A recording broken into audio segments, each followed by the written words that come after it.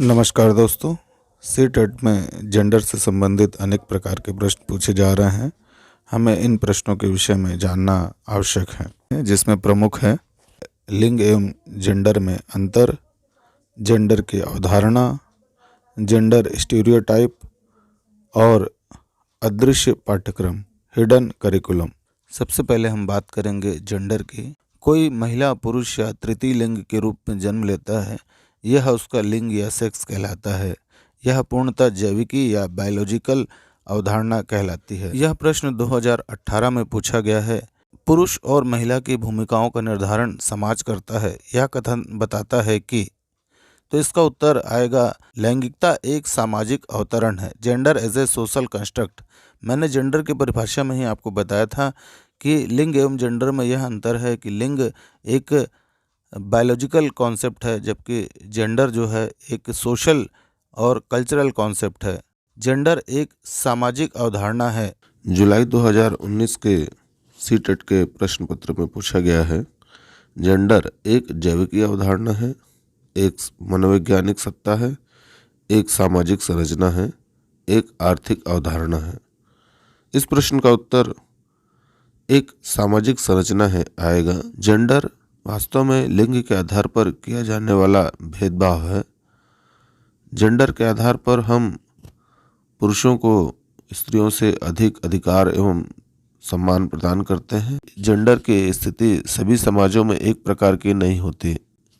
किसी समाज में स्त्रियों का स्थान उच्च होता है, कुछ समाजों में स्त्रियों का स्थान निम्न और कुछ समाजों में स्त्रियों का स्थान अति निम्न होता है। यानी हर समाज में स्त्रियों की स्थिति एक समान नहीं होती है। इसीलिए हम कहते हैं कि जेंडर का निर्धारण सामाजिक कारकों से प्रभावित होता है या समाज से प्रभावित होता है। तो लिंग एक जैविकीय अवधारणा है, जबकि जेंडर एक सांस्कृतिक एवं सामाजिक अवधारणा है।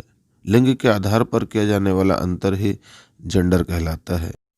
एक और बिंदु से प्रश्न सामान्यतः पूछे जाते हैं, जेंडर रूढ़िवादिताएं या जेंडर स्टीरियोटाइप।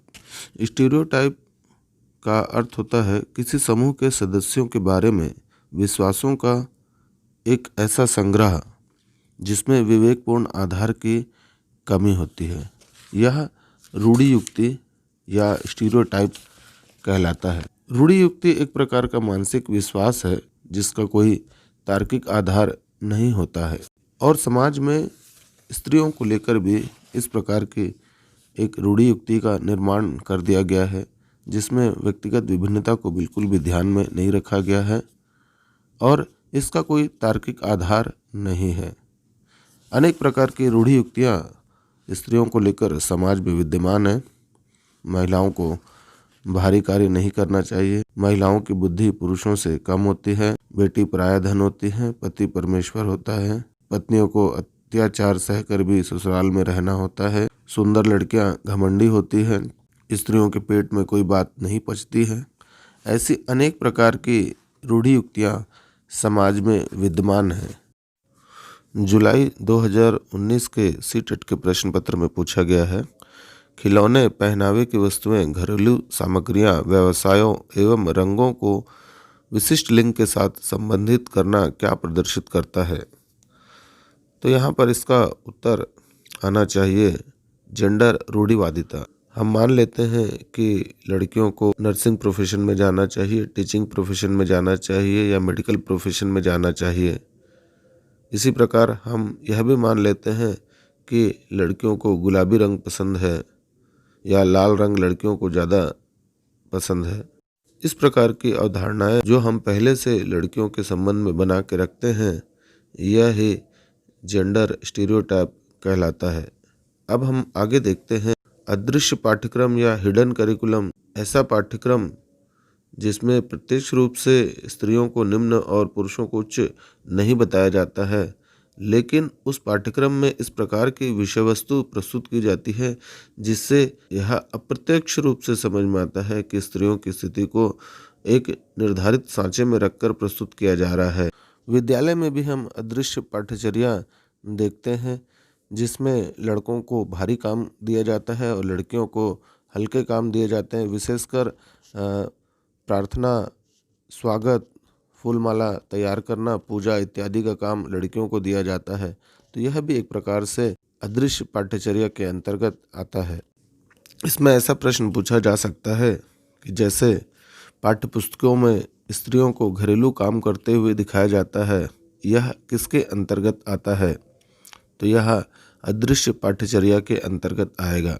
पाठ्यपुस्तकों में कि स्त्रियों को एक रानी के रूप में दिखाया जाता है, या घरेलू काम करते हुए दिखाया जाता है, या सिर पे घास के गट्ठे उठाते हुए दिखाया जाता है, यह सब अदृश्य पाठ्यचर्या के अंतर्गत आता है। जबकि पुरुषों को राजा के रूप में, पराक्रमी, वीर, साहसी के रूप में दिखाया जाता है। यह प्रश्न दिसंबर 2019 में पूछा गया था। समाचार पत्रों से कहानियों एवं कथनों का चयन करना एवं प्रस्तुत करना जो पुरुष एवं महिलाओं दोनों को गैर परंपरागत भूमिकाओं में चित्रित करते हैं, निम्नलिखित में से किसके लिए एक प्रभावी रणनीति है?